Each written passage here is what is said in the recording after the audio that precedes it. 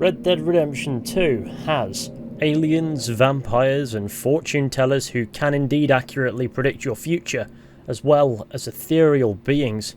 But time travel is a far-fetched concept, right? Well, wrong. Bringing us to the topic of today's revisited video. And that is of course going to be about none other than Francis Sinclair, Red Dead Redemption 2's very own encounter with a time traveller. There's nothing else to really say about this one, so please enjoy Francis Sinclair Revisited.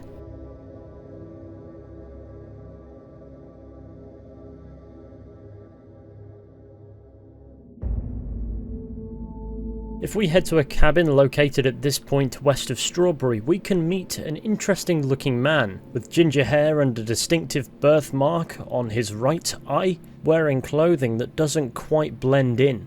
He sits waiting on the porch of Hawkseye Cabin for us to come along, so we can begin the Stranger side mission, Geology for Beginners. Well, what's eating you, partner? Eating me? Oh, I'm sorry, I'll dry up. What? See, Hey, can I ask you a strange question? I mean, it sounds ridiculous, but I'm on the level. I don't have a clue what you just said. Well, I'm sorry, sport. There's these funny rock carvings. They look a bit like this. Okay. Yeah, well, the thing is, I sort of really badly have to find all of them. Now, it's sort of a puzzle thing to me. I know, it sounds ridiculous, but I'm on the up and up, and it's really important. Little rock carvings. Yeah, exactly, little rock carvings. What do you want to do with them? Well, it's sort of very complicated, and you'll think I'm jazzed if I tell you. You're what? Drunk?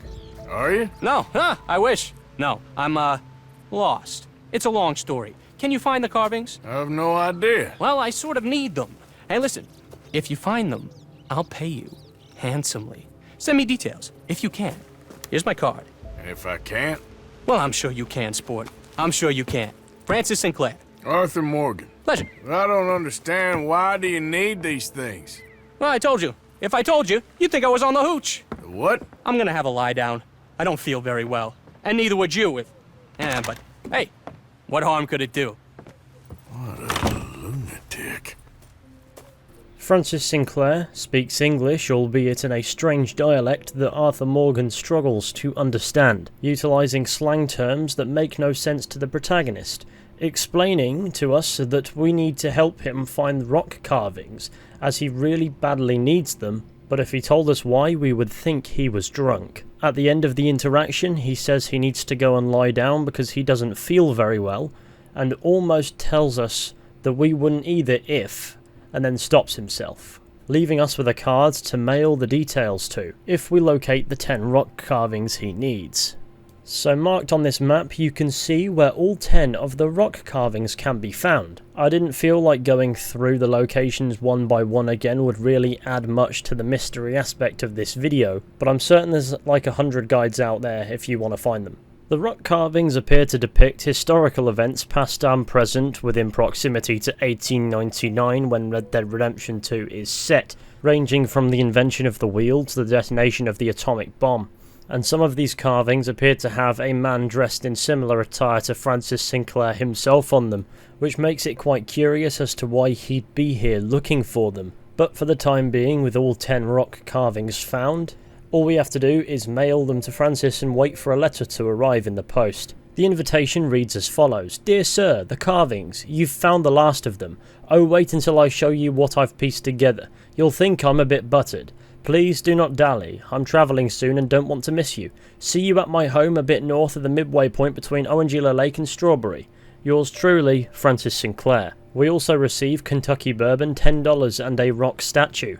Anyway, now it's time to head back to Hawkseye Cabin to see what Francis wants to show us. Although it only gets a little bit more perplexing, I'm afraid. Hello? Hello? Mr. Sinclair? Huh? Oh, hello? Can I help you? Oh, I'm sorry for intruding.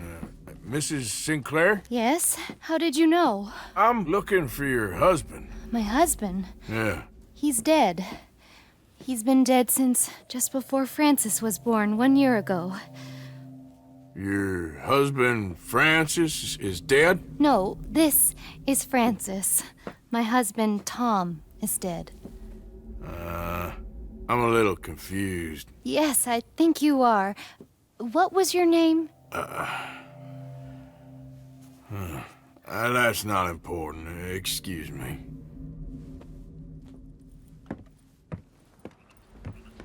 Francis Sinclair somehow is now a baby rather than a man, aged in either his 20s or 30s. Arthur asks if Francis's father was also called Francis, however the answer is no. Francis's father's name was Tom. Inside the cabin on the back wall there's an interesting assortment of drawings and a massive poster. It depicts a man that looks like Francis Sinclair travelling through a portal and various different historical events as depicted on the rock carvings that we found all around him. And thus it's immediately clear that the Francis Sinclair we met is some form of time traveller. And it does make sense. He has a strong transatlantic accent, which was prominent in American culture during the 1920s and 1930s. His business card has an hourglass with wings as its insignia, which could outright imply time travel. His attire is also more akin to what people would wear in the 1920s and 30s than the 1890s, including a belt on his trousers rather than suspenders. His house also makes no mark on the map, which almost makes it seem as if it doesn't quite exist, but also obviously does. It doesn't take much brain power to come to the conclusion under that evidence that Francis Sinclair is a man who can travel through time. And my theory is the reason why he needed the rock carvings here is because he was stuck in this time and needed them in order to go back. I don't know how he managed to avoid being detected by his mother, or if he did avoid it at all. In fact, she doesn't seem to question the mural that now marks one of her walls, which makes me think that maybe she knows exactly what Francis can do.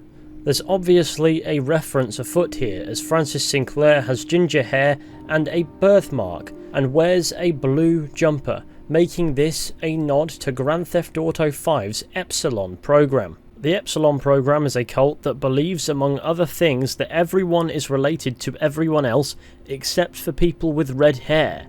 And aliens exist and are present on Earth, and if you have a birthmark, you may be descended from Kruff, the famous emperor of what they refer to as the Fourth Paradigm. Interestingly, a possible descendant of this Kruff is depicted with a birthmark over their right eye. The Epsilon program also believes that the Earth is only 157 years old, so it's entirely possible that in this scenario Francis Sinclair is Kruff, and the cult featured in GTA are just trying to make sense of his comings and goings.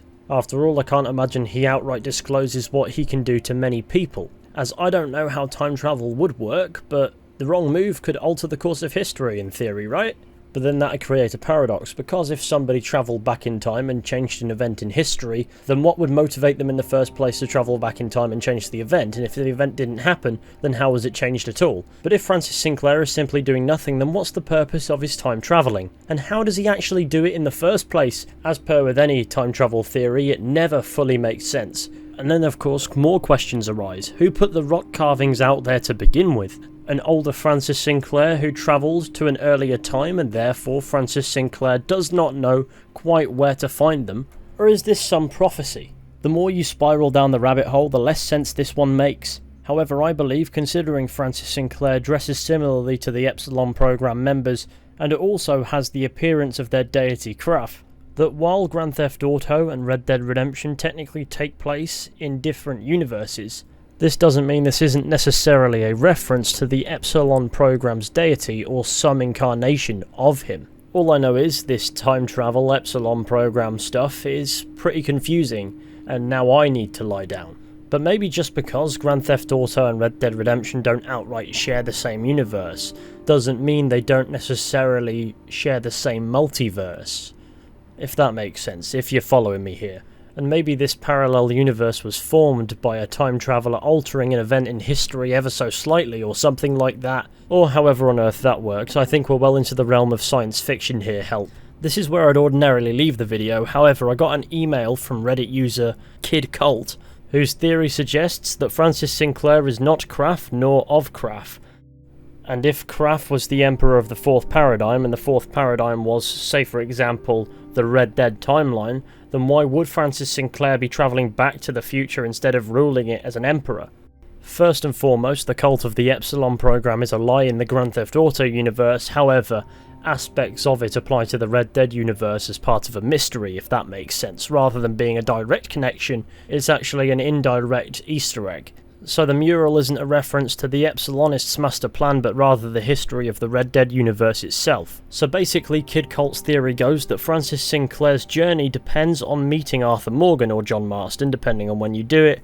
To accidentally travel to the past, Francis needs every rock carving so he can understand who he is and who those beings are. And after that, Francis would leave his documents by mistake in his younger self's home, and then his younger self would learn about the carvings and consequently make him fascinated by the mysterious backstory of them, ultimately resulting in his trip back to 1899 or 1907, again depending on when you do the mission, and the loop will repeat itself infinitely to ensure that this meeting between Francis Sinclair and the player can occur. Effectively, there is no craft, there is no Epsilon program. The Grand Theft Auto universe and Red Dead universe are not the same thing.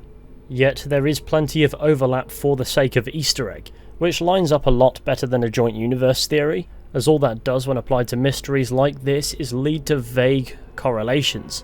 And so while there is a reference present, the events of Grand Theft Auto 5 and the events of Red Dead Redemption 2, with regards to anything Epsilon related, are not in a direct continuity. The Epsilon program is a fraudulent cult within the GTA universe, and Francis Sinclair is his own entity with his own motivations for what he does in the Red Dead universe that also has a secondary function as an Easter egg.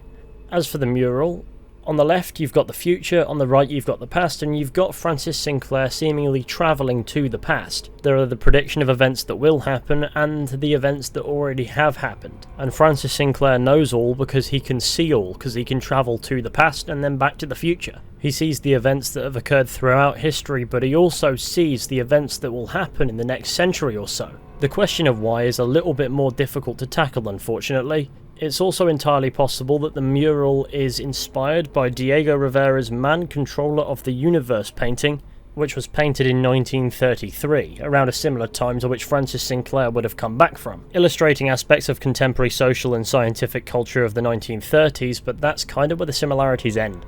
I'll link the post relating to this by Kid Cult in the description.